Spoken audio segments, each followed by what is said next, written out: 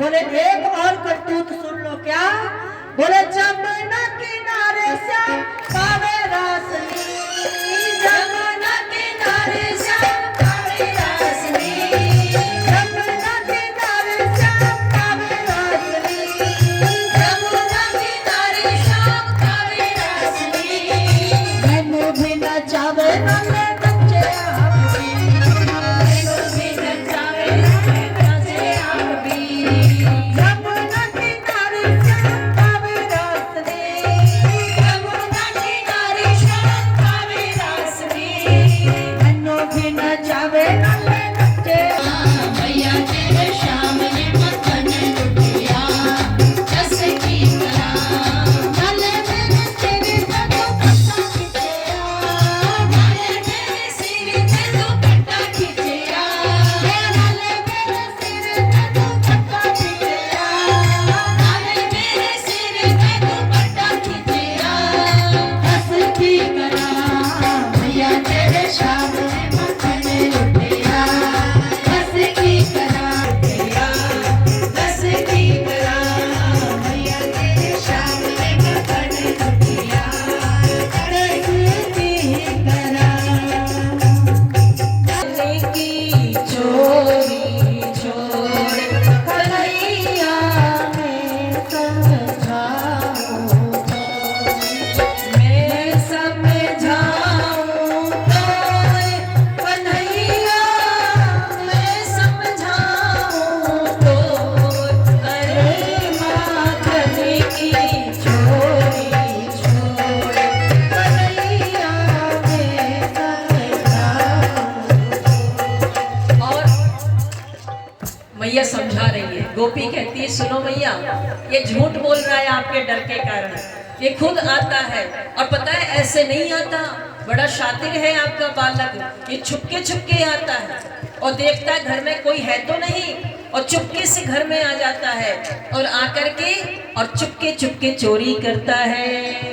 दूसरी गोपी कहती है छुप छुप आयो शाम लेके ग्वाल बाल है, छुप आयो शाम लेके ग्वाल बाल है। देखो री जसोदा मैया कैसो नंद लाल है, देखो री यशोदा मैया कैसो नंद लाल है, कैसो नंद लाल है या कैसो गोपाल है, कैसो नंद लाल है या कैसो गोपाल है। देखो री जसोदा मैया कैसो नंद लाल है, देखो री जसोदा मैया कैसो नंद लाल है। छुप आयो शाम लेके ग्वाल बाल है, ये दूसरी गोपी कहती है। अलग अलग गोपियां अपने अपने भाव से मैया को शिकायत कर रही है। चूंकि समय कम है इसलिए हम बस केवल छूते हुए जा रहे हैं।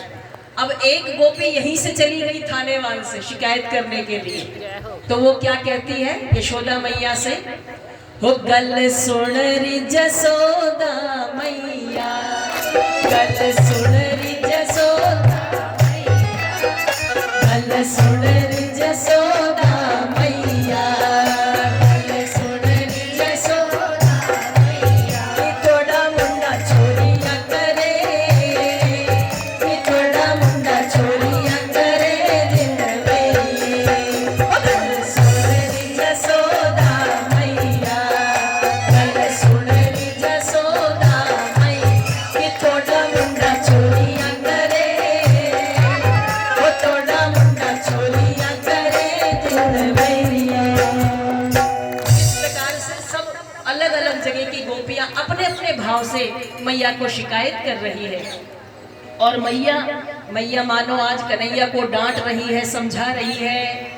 लेकिन कन्हैया बार बार कहते हैं मैया ये गोपियां तेरे सामने कुछ और कहती है, और जब तू नहीं होती तो मुझे कहती है लाला मेरे घर में आओ ना माखन खाओ। और सुनो कन्हैया मेरे घर आओ माखन खाओ। सब गोपियां शिकायत कर रही मैया तुझे पता है एक बार इस कन्हैया ने क्या किया, बोले ये असमय आकर के और हमारे बछड़ों को छोड़ देता है, बछड़े सारा दूध पी जाते हैं, हमें परेशान करता है। भागवत जी में लिखा है वत्सान क्वचिद समये क्रोश संजात हासः। ये क्या करता है, बछड़ों को छोड़ देता है। तो मैया ने कहा बेटा काम तो अच्छा करता है भाई, दूध दोहने के पहले बछड़ों को छोड़ा जाता है। तो मैं समझ गई कि आज ये चोरी करने आएगा। मैंने अपनी सारी मटकियों के घंटियां बांध दी कि जब ये मटकी को पकड़ेगा तो घंटी बजेगी, मुझे पता लग जाएगा और मैं रंगे हाथों पकड़ लूंगी। और मैया इसने क्या किया, मैं चुपके चुपके देख रही थी। ये आया, आकर के देखा, ओहो आज तो भाभी ने बड़ी व्यवस्था की है, घंटियां बांधी है मटकियों के गले में। मटकी पकड़ूंगा तो घंटी बजेगी और भाभी मुझे पकड़ लेगी। तो आज कन्हैया ने कहा, घंटियों सुनो, मेरी बात याद रखना, मैं तुम्हें सौगंध दे रहा हूँ, कसम दे रहा हूँ कि तुम बिल्कुल मत बजना। घंटियों ने कहा, जैसी आज्ञा सरकार, हम बिल्कुल नहीं बजेंगी। कन्हैया ने मटके को पकड़ा, घंटी नहीं बजी, उठाया, घंटी नहीं बजी, हाथ डाला मटके में, घंटी नहीं बजी। और जैसे ही कन्हैया ने लेकर के माखन मुख में रखा और सारी घंटियां एक साथ बज पड़ी, सारी घंटियां एक साथ बज पड़ी। तो मैं दौड़ी और तब तक सारे ग्वाल बाल भाग गए। कन्हैया भागने लगा, मैंने हाथ पकड़ लिया मैया, और जब हाथ पकड़ लिया तो मैंने कहा, दारी के अब ले चलूंगी तुझे तेरी मैया के पास। तू बड़ा झूठ बोलता है कि नहीं मैं चोरी नहीं करता, पर आज पकड़ लिया। कन्हैया ने कहा, ठीक है जैसी तेरी इच्छा। और जब ले जाने लगी वो गोपी, तो चूंकि बाहर सड़क पर चौपाल पर बड़े बड़े बुजुर्ग लोग बैठे थे, तो मथुरा में आज भी परंपरा है, माताएं एक लंबा सा घूंघट निकालती है। तो गोपी ने घूंघट निकाल लिया, हाथ पकड़ा है कन्हैया का, जा रही है। उसी समय कन्हैया ने बड़े मासूम भाव से कहा, अरे भाभी मेरा हाथ दुखने लगा है, तू कृपा कर दे, दूसरा हाथ पकड़ ले, इस हाथ को छोड़ दे। तो भाभी ने कहा, चलो कोई बात नहीं, छोटा सा लाला है, हाथ दर्द कर रहा होगा। भाभी ने हाथ छोड़ा, उतनी देर में तो कमाल कर दिया, उसी के देवर का हाथ पकड़ा दिया जो गूंगा और बहरा था, और हाथ पकड़ के ले गई भाभी, और कन्हैया उसके पहले घर पहुंच गए। और देख भैया, आज जैसे ही मैंने घूंघट ऊपर किया तो देखती हूँ कि मेरा देवर का हाथ मेरे हाथ में है और ये कन्हैया तेरे पास खड़ा है, आकर के ऐसे काम करता है। आओ गोपाल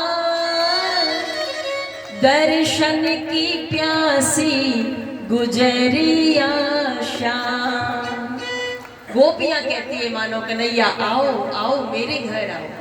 गोपी कहती है, सुनो लाला, हमारे घर में बहुत अच्छा मांगन नहीं है, लेकिन फिर भी आपके लिए हमने कोरी कोरी नई नई मटकियों में माखन जमाया है, दही जमाया है, माखन निकाला है, रखा है।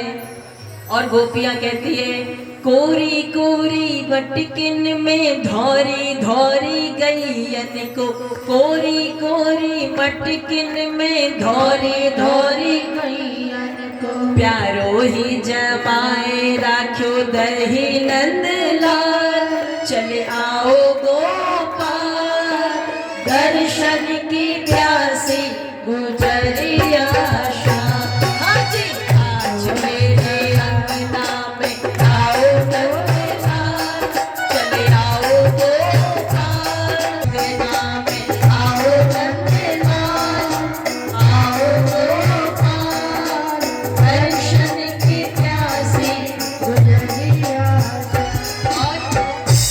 जैसे गोपी के सामग्री कन्हैया ने अपने हाथ में रखी, कहीं पर दाल भात है, कहीं पर चिवड़ा है, कहीं पर रोटी है, कहीं पूड़ी है, और अचार भी है, क्योंकि जंगल में तो कैर का अचार, सांगरी का अचार, टैटी का अचार, ये सब अचार होते थे।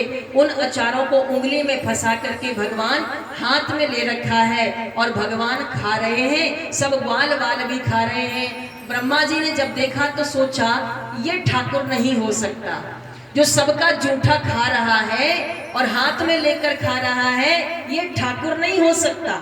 भक्ष्य अभक्ष्य का कोई वो चिंतन नहीं करता है, ये ठाकुर नहीं हो सकता। आज मन में ऐसा भाव ब्रह्मा के जागा। भगवान ने एक लीला और की। आज श्रीदामा गोप जो था बहुत गरीब था, उसके घर में कुछ नहीं था, तो माँ ने एक छोटी सी हांडी में खट्टी छाछ 3 दिन की भर करके दे दी थी। आज श्रीदामा ने सोचा अगर मैं कन्हैया के सामने इसे रखूंगा तो कन्हैया इसमें से भी लेगा, अच्छा नहीं लगेगा। 3 दिन की खट्टी छाछ है, ऐसी खट्टी छाछ कि अगर किसी मुर्दे को भी पिला दे तो वो भी खड़ा हो जाए। महाराज आज श्री दामा उस खट्टी छाछ को लेकर एक पेड़ के पीछे छुप गए और छुप करके चुपचाप अकेले पीने लगा। उसी समय आज ठाकुर जी पीछे से पहुंचे और कहते हैं, अरे श्री दामा, लगता है आज तू बहुत अच्छा पकवान लाया है, अकेले अकेले खा रहा है। इतनी देर में तो श्री दामा ने चढ़ चढ़ करके पूरी छाछ को पी लिया। नहीं नहीं ठाकुर, ऐसा कुछ नहीं था, जरूर श्री दामा तो कुछ अच्छी चीज लाया था। और आज भगवान ने श्री दामा के मुख पर लगी खट्टी छाछ को भी उंगली से पोंछ करके चाट लिया।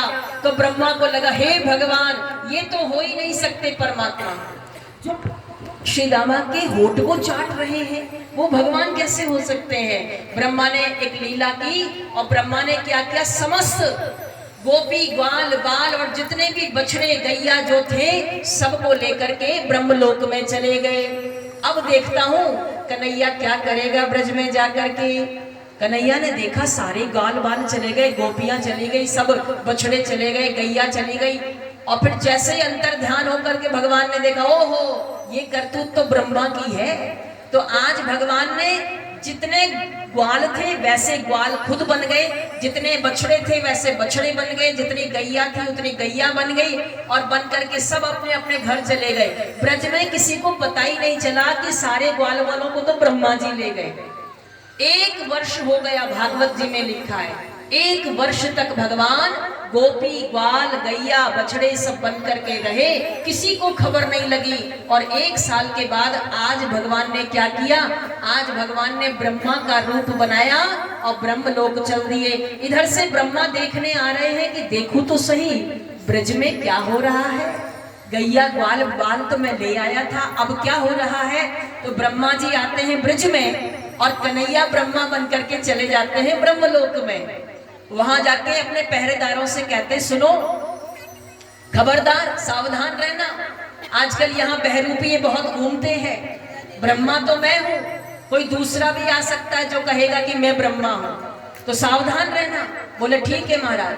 अब खुद कन्हैया ब्रह्मा बन के बैठ गए। अब आए ब्रह्मा जी चकित हो गए कि सारे ग्वाल बाल बछड़े सब ब्रज में भी हैं, देखो कहीं मेरे यहाँ से उठा के तो नहीं ले आया। फिर आए ब्रह्मलोक में तो अंदर घुसने लगे तो पहरेदारों ने रोक दिया, बोले खबरदार अंदर नहीं जा सकते। बोले क्यों, मैं ही तो ब्रह्मा हूँ। अरे ब्रह्मा नहीं हो तुम, बहरूपीय हो, ब्रह्मा तो हमारे अंदर बैठे हैं। अच्छा ऐसा हो नहीं सकता, ब्रह्मा तो मैं हूँ। बोले नहीं नहीं, ब्रह्मा तो हमारे अंदर बैठे हैं। तब जाकर के ब्रह्मा के समझ में आई कि वो कोई और नहीं, स्वयं ठाकुर है जो लीला कर रहे हैं, जो आज लीला कर रहे हैं। हाथ जोड़ करके ब्रह्मा जी खड़े हो गए और भगवान से प्रार्थना करने लगे, प्रभु क्षमा करो मुझे, मैंने बहुत बड़ा अपराध किया है, मैंने बहुत बड़ी गलती की है, मुझे आपकी लीला पर संदेह हो गया था।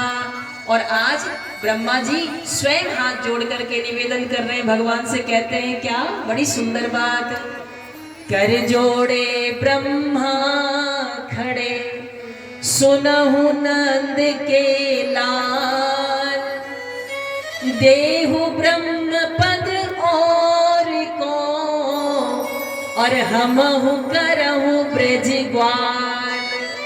हे कन्हैया, ये ब्रह्मा का पद किसी और को दे दो और मुझे तो एक ग्वाला बना दो ब्रज का, मैं भी आपकी लीलाओं का दर्शन करना चाहता हूँ। वीर न माने मेरो मनवा, मैं तो वर्धन के जाऊं मर, वीर न माने मेरो मनवा, मैं तो वर्धन के जाऊं मर, वीर न माने मेरो मनवा, मैं तो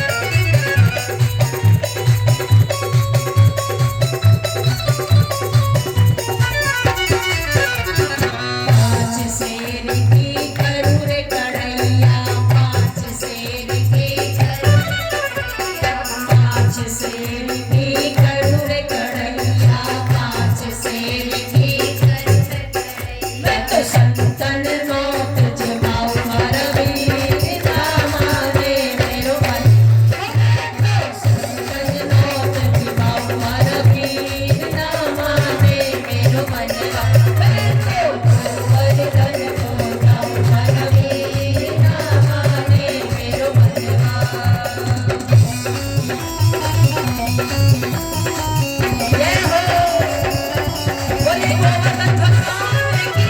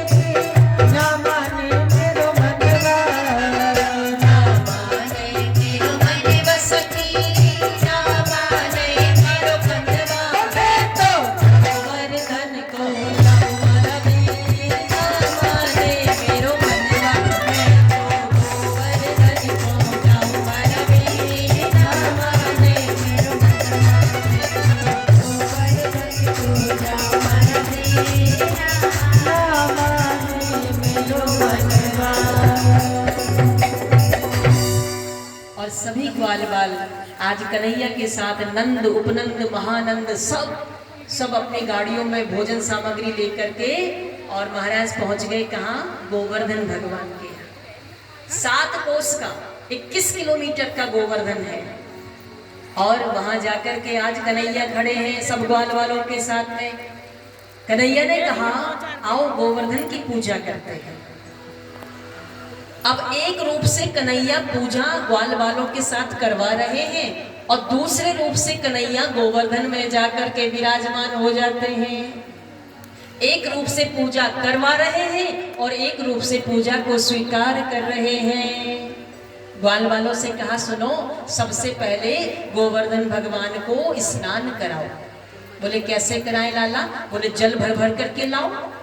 अब तो बड़े बड़े मटकों में कलशों में घड़ों में ग्वाल बाल सब जल भर भर करके लाने लगे और गोवर्धन को स्नान कराने लगे। सुबह से शाम हो गई पर गोवर्धन का तो इतना सा हिस्सा भी गीला नहीं हुआ। ग्वाल बाल थक गए। सबने कहा कन्हैया लाला तेरे गोवर्धन को तो हम स्नान नहीं करा सकते, नहीं करा सकते कन्हैया, कुछ ऐसी लीला कर दे कि स्नान हो जाए गोवर्धन का। तो भगवान ने कहा सुनो फिर सभी आंखें बंद करो और गंगा मैया का ध्यान करो।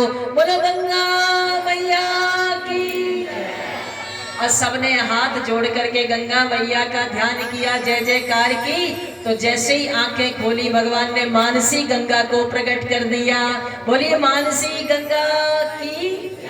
और जैसे ही मानसी गंगा प्रकट हुई, अब तो कन्हैया ने कहा अब स्नान कराओ। ग्वाल वालों ने गोवर्धन को स्नान कराया और स्नान कराने के बाद अब मंत्र भी कन्हैया बोल रहे हैं और ग्वाल वालों से पूजा करवा रहे हैं गोवर्धन की। अब ये चढ़ाओ, अब ये चढ़ाओ, एक एक सामग्री भगवान के ऊपर अर्पण कर रहे हैं, गोवर्धन भगवान के ऊपर। और एक एक सामग्री को भगवान स्वयं गोवर्धन बन करके ग्रहण कर रहे हैं। बड़ी सुंदर वेद मंत्रों से भगवान पूजा करवा रहे हैं, 16 मंत्रों से पूजा करवा रहे हैं। और जब पूजा पूरी हुई तो महाराज आरती करवाई। आरती के बाद फिर महाराज कहते हैं मंत्र पुष्पांजलि की और उसके बाद कहते हैं परिक्रमा करनी है। उसके पहले भोग लगाना है भगवान को, परिक्रमा सबसे आखिरी में होगी। अब गोवर्धन भगवान के सामने जितनी भी भोजन सामग्रियां आई थी वो सारी भोजन सामग्री भगवान के सामने रख दी और रख करके सब ग्वाल वालों को कहा भैया अब सारी सामग्री रखने के बाद हाथ जोड़ करके भगवान का ध्यान करो और भगवान से प्रेम से कहो आओ ठाकुर भोग लगाओ, आओ प्रभु भोग लगाओ। और आज वास्तव में क्या हम लोग भी ऐसा करते हैं, ठाकुर जी को भोग लगा के ग्रहण करते हैं? देखो भगवान साक्षात नहीं आएंगे आपकी रोटी खाने के लिए, वो तो केवल भाव के भूखे हैं। आपने भाव से भोग लगाया, भगवान ने ग्रहण कर लिया। लेकिन अगर सच में आ गए रोटी खाने तो 2 दिन तो लगाओगे भोग, तीसरे दिन नहीं लगाओगे कि 5 आदमी की रोटी तो पहले ही बनानी पड़ती, छठा ये और आ जाता है, रोटी खिलाना बंद कर दोगे। इसलिए भगवान नहीं आते, भगवान तो केवल आपके भाव के भूखे होते हैं। आपने भाव से भोग लगाया, भगवान ने ग्रहण कर लिया, फिर वो भोग बन गया, फिर वो महाप्रसाद बन गया। और ऐसा कहते हैं श्रीमद् भगवत गीता में लिखा है कि जो प्रसाद को ग्रहण करता है महाराज, जो प्रसाद को ग्रहण करता है तो सर्व दुखा नाम हानि रस्योपजायते, प्रसादः सर्व दुखा नाम हानि रस्योपजायते।